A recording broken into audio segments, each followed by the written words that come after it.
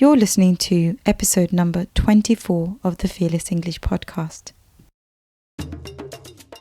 Welcome to the Fearless English podcast, where it's all about helping you confidently communicate with anyone without compromising who you are. Let's get started, Fearless Learner. Hello, Fearless Learners. So today I want to talk to Simon about basically how he speaks so clearly. There was a time when I was listening to him present, and I actually recorded a small amount of his conversation with the audience, and I listened back and I thought to myself, I want to be just like him one day. Like, I want to be able to speak with such clarity that every single word that I say has impact, carries meaning, and it's not just words, you know? I really think about what I'm going to say and the answers I give and so on. So today I'm going to interview him basically on that, and I'm hoping that through his journey of not starting with clarity all the way to how he speaks now, how he's able to communicate, you'll be able to walk away taking some of the tips that he shares with us today. Hi, Simon. Hi, Halima. Welcome back to the podcast. Thank you so much. Fancy seeing you. So today we're going to talk about how you communicate and the clarity. Like I like to say that it's very articulate, right? You're able to use your words to inspire, to communicate, so that the person on the other side, they take every word and they feel something, or they feel that you've sent them a message rather than just empty words thrown at them. Because let's be honest, have you ever heard of people talking and they talk a lot and you walk away and you say, I don't even know what that conversation was about? I want to be with the opposite of that. Yeah. Right? So let's start with, like, have you always been articulate? Have you always been a clear communicator? I've always found myself communicating. Okay. Like from a young age, I was the one volunteering for ridiculous things at school, poetry competitions and reading things out. And I've always enjoyed words, but I remember my school report, and I got good grades for languages and stuff, but my school report, my English teacher was giving me pointers on how to improve as an English learner. And she said that I was verbose. So I took my school report home and I showed it to my stepdad. And I said, my English teacher said that I was verbose. I don't know what that means. What does verbose mean? And he said, it means you're full of sh. And I was like, oh, right, okay. And I think what I took from that is that I was using too many words and being too flowery with my language. There was too many, I could say in 4 words, but I'd find a way to use about 38, So I think that was my early experiences. And then throughout my 20s, I had mixed experiences of presenting and teaching and facilitating and talking in groups. And mixed experiences. Some of them went well, some of them didn't. I think that the core of this is practice, practice, practice, practice, practice. And you've got to make sure you're practicing the right things, because there's no point practicing, getting your 10,000 hours of practicing if you've learned terrible habits of speaking. So there's practice, but there's also opportunity to learn from people who are ahead of the game. So you can learn new tips and tricks. I learned a lot of what I've learned about the art and the science of public speaking. I've learned from a business partner who spent 6 years studying the subject so in depth, and he did the work. He entered the competitions, he watched the videos, he did the courses, he read the books, and immediately applied what he'd learned and practice.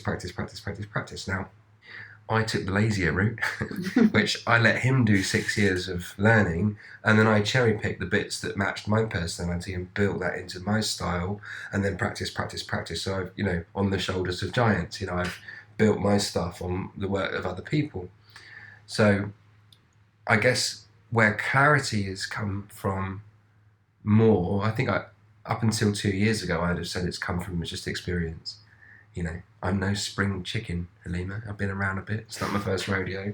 And I've gathered lots of different experiences from life. But actually, if you ask me that question now, I've got a different answer.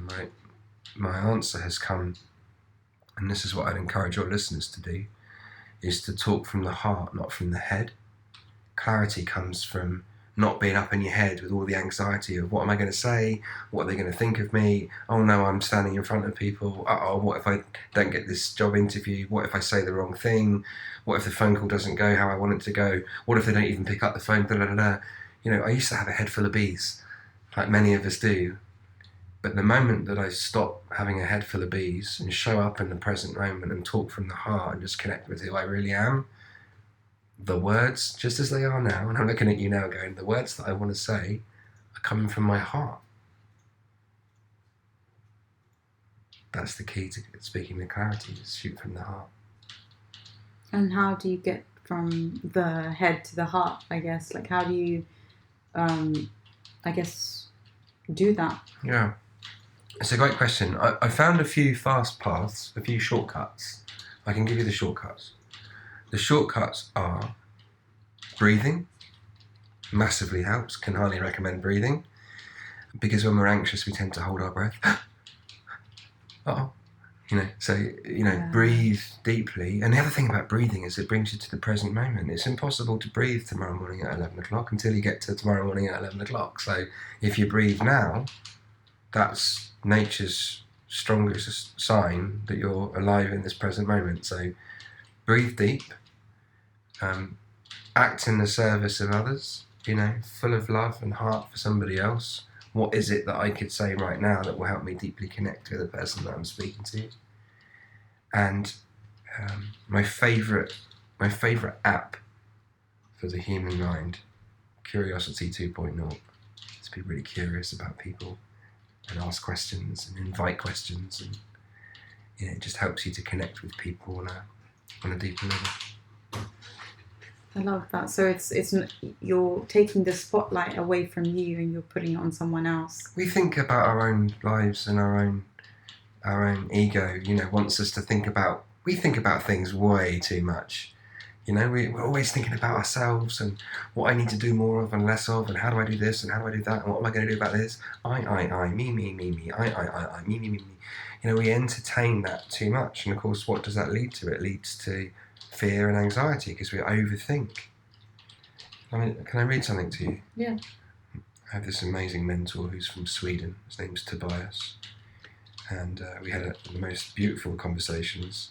He speaks with clarity in English, and English is not his first language, so I'm always amazed at his ability to, even if he gets the words sometimes a little wrong, or the grammar isn't perfect, the words are doing the talking, but our hearts are having the real heavy lifting.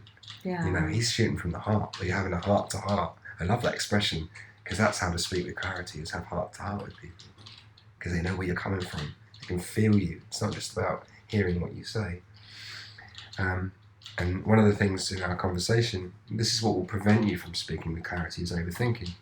And he told me, he said, I saw a definition of overthinking once. He said, the art of creating problems that aren't even there. I was like, oh my goodness.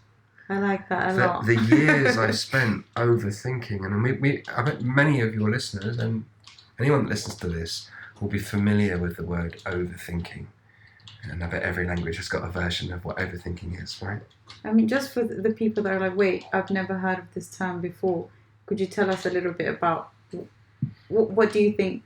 How could you explain that in the simplest possible way? A head full of bees. A head full of bees. And imagine all this buzzing, all these thoughts buzzing around in your mind about what if this and what if that and that thing that happened last time and what if it happens again and blah, blah, blah, blah.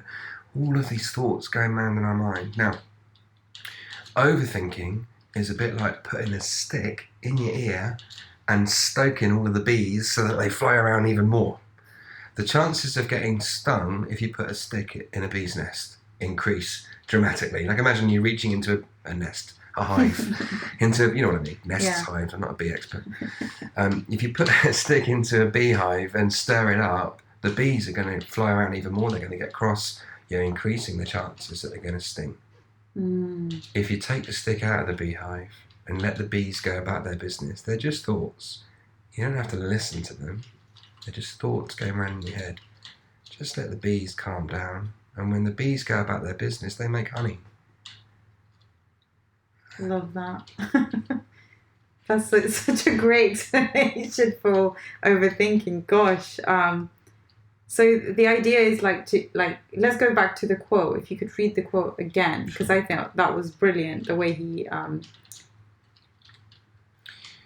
The art of creating problems that aren't even there. That's what overthinking is from Tobias's definition. So let's take an example. So you make a mistake. You're speaking. You make a mistake while you're talking, and you're thinking, he thinks or she thinks I'm an idiot.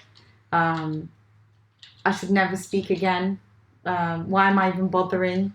These thoughts. And the next time you go and speak, you'll be thinking about what happened last time, and when worrying if it was going to happen again. That's like a double whammy. Like, I don't want it to happen again because I'm thinking about what happened last time. I'm creating the same situation twice in my head, neither of which exists anymore because one's in the future doesn't exist, and one's in the past. Best thing about the past is over. That doesn't exist either. Yeah. And both of those thoughts will prevent you from showing up in the moment. And when you show up in the moment, you always know what to do. And there's probably more likelihood of you making a mistake anyway if you're in your head. I know, that's the Right, irony of yeah. it. And the illusion is, if I sit and think about all the things that might go wrong, it will prevent them from going wrong. It's a bit like, if we were in the car together, we've talked about this before, I think. If we're in the car together and I'm driving too fast and there's a giant oak tree on the bend that we're accelerating towards, the one thing that neither of us can take our eyes off is the oak tree. We're like, oh my God, that oak tree looks really scary, and now I'm staring at it. Now, with me in control of the car, do you want me staring at the oak tree? No, you want me staring at the space next to the oak tree. That's the thing we want to hit, not the scary thing. Let's aim for the thing that's less scary. Let's get the result that we really want, not the one that we're fearful of happening. Yeah, for sure. I love that. We went from how do you speak with clarity is I'm trying to summarize what you said now. Just get out of your head, 100%. breathe, be in the present. Yeah. I love that. Do you have any last kind of I guess thoughts that you wanna for anybody that's listening now? Is there any last thing that you want to say that they can take away with them?